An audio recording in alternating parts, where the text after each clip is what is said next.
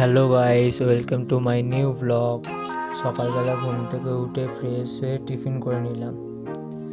Tiffin করেই চলে গেছিলাম স্নান করতে, কারণ কি আজ আমি এক্সরে করানোর ডেট ছিল, তাই একটু তাড়াতাড়ি করছিলাম।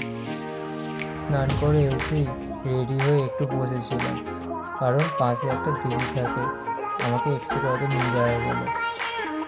তারপরে দিদিটা এসে গেছিলো, আমরা বেরিয়ে পড়েছিলাম।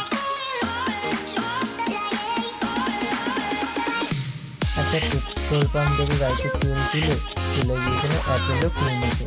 এখানেই আমার এক্সরে হবে। ওখানে গিয়ে দেখি আমার দাদা আমার জন্য ওয়েট করছে।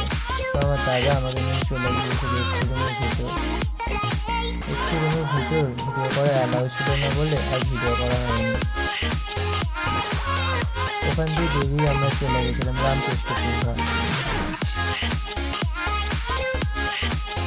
তারপর একটা দোকান থেকে একটু চা খেয়ে নিলাম।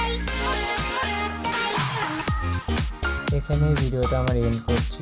আমার ভিডিওটা ভালো লাগলে লাইক, কমেন্ট, শেয়ার করে দেবে বন্ধুরা।